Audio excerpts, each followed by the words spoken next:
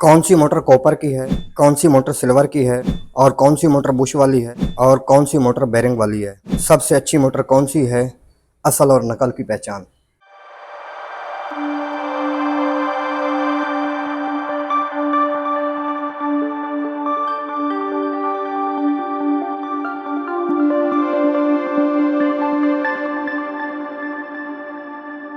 अगर आपको भी कुछ अरसे बाद चिमनी की मोटर तब्दील करवाना पड़ती है तो ये आपका नुकसान है।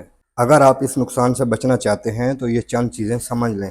मार्केट से आपको ये 4 किस्म की मोटरें मिलेंगी। आपको कौन सी मोटर लेनी चाहिए, इससे पहले कि आपको ये 2 बातें पता होनी चाहिए कि आपकी चिमनी की हाइट कितनी है और कितनी हाइट होनी चाहिए। आपकी चिमनी की चूल्हे से लेके चिमनी के फिल्टर तक फासला कम अज़ कम 32 इंच होना चाहिए। अगर आपकी हाइट इससे कम है तो आप कोई सी भी मोटर लगा लें, वो ख़राब हो जाएगी। दूसरा, इस चीज़ का भी आपने ख्याल रखना है, आपको ये भी पता होना चाहिए कि आपकी चिमनी कितना अर्सा पहले सर्विस हुई है। आपने चिमनी को वक्त पे सर्विस करवाना है, क्योंकि सर्विस ना करवाने की वजह से चिमनी के अंदर जो ऑयल ग्रीस होता है वो भी मोटर को ख़राब करता है। अगर आपकी चिमनी की हाइट पूरी है और आप वक्त पे सर्विस भी करवाते हैं, उसके बावजूद फिर भी आपकी मोटर ख़राब हो जाती है, तो इसका मतलब है कि आपकी मोटर अच्छी क्वालिटी की नहीं है। आपको कौन सी मोटर लगानी चाहिए, मोटर ख़रीदते वक्त इन बातों का आपने ख्याल रखना है। देखें, कोई सी भी चिमनी हो आपके पास, सब के अंदर यही मोटर लगती है। किसी भी कंपनी की चिमनी है ये मोटर लग जाती है। बस फ़र्क ये होता है कि कोई अच्छी क्वालिटी की होती है, कोई लो क्वालिटी की होती है। तो मैं इसके बारे में आपको बताऊंगा कि अच्छी क्वालिटी की कौन सी और लो क्वालिटी की कौन सी है, कौन सी मोटर ज़्यादा अरसा चलेगी। बारी बारी आपको मैं इनकी तफसील बताऊंगा। सबसे जो हल्की मोटर है वो वाली है, उससे बेहतर ये है, उससे बेहतर ये है और सबसे बेहतर ये है। ये मोटर सबसे अच्छी है और ये महंगी वाली चिमनियों में आती है और ये आपको मिलेगी भी महंगी। बाकी दूसरी जितनी भी चिमनियां हैं सब में ये मोटर लग जाती है। अगर आप ये मोटर लगाना चाहते हैं, आप जिसमें ये मोटर लगी हुई है उस चिमनी में आप ये मोटर लगाना चाहते हैं, तो उसके लिए फिर आपको इसका ये बिलोर भी चेंज करना पड़ेगा। ये बिलोर होता है, ये बिलोर भी चेंज करना पड़ेगा। इसका बिलोर बड़ा होता है और इसका ये स्पिंडल मोटा होता है, इसके स्पिंडल का होल भी मोटा होता है, इसके आरपीएम भी उससे ज़्यादा होते हैं। तो इस वजह से इस पे उसका बिलोर नहीं लगेगा, क्योंकि उसकी जो शाफ्ट है वो पतली है, इसकी शाफ्ट मोटी है और ऊपर जो बिलोर का नट होता है उसमें भी फ़र्क है। इसमें जलने की, ख़राब होने की शिकायत बहुत कम है। बाकी जो ये मोटरें हैं इनमें शिकायत ज़्यादा है जलने की। तो आपको इसके बारे में आपको बताऊंगा कि आपने अगर मोटर बाज़ार से लेनी है, ये आपको चारों किस्म की मोटरें आपको बाज़ार से मिल जाएंगी, अवेलेबल हैं। कीमत के फ़र्क के हिसाब से आपको पहचान बताऊंगा कि आपने मोटर ख़रीदते वक्त किन चीज़ों का ख्याल रखना है। आपको मैं इसको अंदर से खोल के भी दिखाऊंगा, मुकम्मल तफसील बताऊंगा। देखें, इसका जो बिलोर होता है वो ये होता है, ठीक है। ये इसके ऊपर यहाँ पे लगता है, ये आसानी से फिट हो जाता है ये। बाकी ये जो तीनों मोटरें हैं इनमें से कोई भी मोटर हो उस पर ये आसानी से लग जाता है। आपने मोटर कौन सी ख़रीदनी है, कौन सी मोटर अच्छी है, कौन सी मोटर ज़्यादा अरसा चलेगी, तो अब इसके बारे में मैं आपको बताता हूँ कि देखें, ये तीनों एक ही किस्म की चिमनी में लग जाती हैं। तीनों मोटरें एक ही किस्म की हैं ये, लेकिन इन तीनों में फ़र्क है। फ़र्क क्या है और आपने किन चीज़ों का ख्याल रखना है ये आप देख लें। देखें, जब आप मोटर लेने जाते हैं तो आपको खोल के तो वो नहीं दिखाएंगे, आपको इस चीज़ का तो पता नहीं चलेगा कि कौन सी सिल्वर की है और कौन सी कॉपर है। तो आप कम अज़ कम इन चीज़ों का आप ख्याल रखें। आपको ये चीज़ आप देख सकते हैं।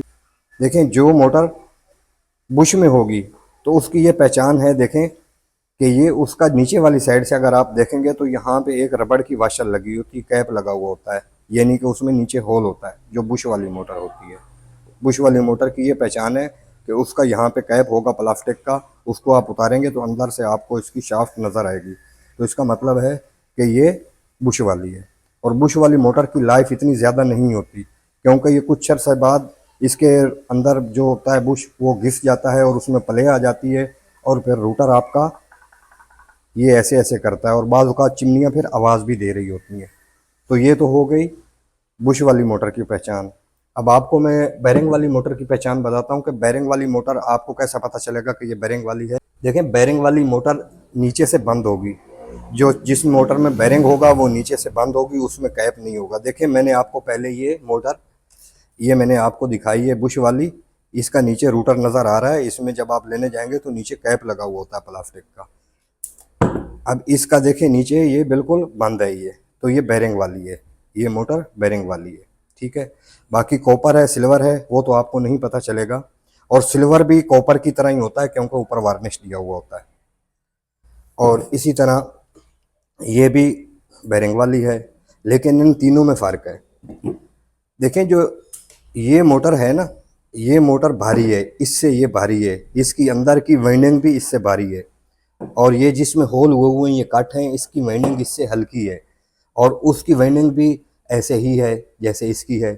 तो मैं आपको अंदर से खोल के भी दिखाता हूँ, आपको अंदाज़ा हो जाए। ताकि देखें ये मैंने एक मेरे पास पुरानी मोटर रखी हुई थी, ये यही वाली मोटर है, जो ये मोटर है ये यही वाली है। अब आप ये देखें, ये इसका बेरिंग है ये और इसकी ये आप इसकी वाइंडिंग देखें कितनी हल्की है, कितनी कॉपर की तार लगी हुई है। मुश्किल से ये 100 ग्राम भी नहीं होगा मेरे ख्याल के मुताबिक, अगर मैं इसको निकालूंगा तो ये 100 ग्राम भी नहीं होगा। मैं रूटर बाहर निकालता हूँ, अब आप देखें इसकी वाइंडिंग को, देखें इसकी कोयल को, तो कोयल इसकी बहुत हल्की है, ये देखें। अब ये जो मोटर है इसकी मैं आपको वाइंडिंग खोल के दिखाता हूँ, इसकी वाइंडिंग अंदर से कैसी है, इसमें और इसमें कितना फ़र्क है। देखें ये वाली ये मोटर है, ये जो कंसील्ड मोटर है जिसमें होल नहीं है, तो वो ये वाली मोटर है। ये देखें इसकी वाइंडिंग देखें, इसकी कोयल देखें, ये भारी है, उसकी निस्बत इसकी वाइंडिंग कोयल भारी है, इसके आरपीएम भी ज़्यादा होंगे, और जाहिर है ये अच्छा रिजल्ट देगी, अच्छा चलेगी। और जिसकी वाइंडिंग हल्की होती है, तो देखें जब ऊपर बिलोर इसके लगा हुआ होता है तो बिलोर का प्रेशर होता है, जब ये आरपीएम इसके बनते हैं, चल रही होती है, रनिंग में होती है, तो इसका प्रेशर बनता है, बिलोर जो है इस पे लोड डालता है। तो जो हल्की वाइंडिंग वाली मोटर होती है तो वो तो वैसे ही बिलोर के लोड से जल्दी ख़राब हो जाती है हीट अप होके, लेकिन जिसकी कोयल भारी होगी, जिसकी वाइंडिंग ज़्यादा मोटी होगी, अच्छी होगी, जिसमें ज़्यादा तार लगी हुई होगी, तो उसके आरपीएम भी ज़्यादा होंगे और वो लोड को भी बर्दाश्त करेगी। तो ये तो आपको फ़र्क का पता चल गया कि इसमें और इसमें क्या फ़र्क है।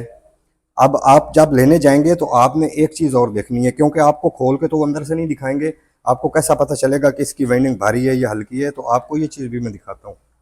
देखें अब ये जिसके अंदर ये ज़्यादा कोयल लगी हुई है, ये देखें इसमें ज़्यादा तार लगी हुई है, और इसमें ये देखें ये कम तार लगी हुई है। देखें इसकी तार देखें, इसकी तार देखें और इसकी तार देखें, तो ये फ़र्क है, इनमें काफ़ी फ़र्क है, इन कोयलों में फ़र्क है, इसकी भारी कोयल है और इसकी हल्की कोयल है। तो जब आप लेने जाएंगे तो आपने इस चीज़ का ख्याल रखना है, आपने इस तरीके से चेक करनी है कि देखें आप इसको यहाँ से पकड़ के स्पिंडल से एक हाथ से बारी बारी ऐसे उठाएं, इसको उठाएं, इसको उठाएं, इसको उठाएं, तो आपको इन तीनों के वज़न में काफ़ी फ़र्क महसूस होगा। आपको अंदाज़ा हो जाएगा कि किस में वाइंडिंग ज़्यादा है, किस में कॉपर कोयल भारी बनी हुई है और किस में कॉपर कोयल हल्की बनी हुई है। तो ये तो आपको वाइंडिंग का अंदाज़ा हो गया। बाकी बुश वाली का मैंने और बेरिंग वाली का फ़र्क मैंने पहले बता दिया है आपको, कि जो बुश वाली होगी उसका नीचे ये इस टाइप का होल होता है, और जो बेरिंग वाली होगी उसका होल नहीं होता, वो कंसील्ड होती है। तो ये फ़र्क है इनमें। बस आप इन चीज़ों का ख्याल रखें, इंशाल्लाह आपकी ये मोटर का प्रॉब्लम सोल्व हो जाएगा।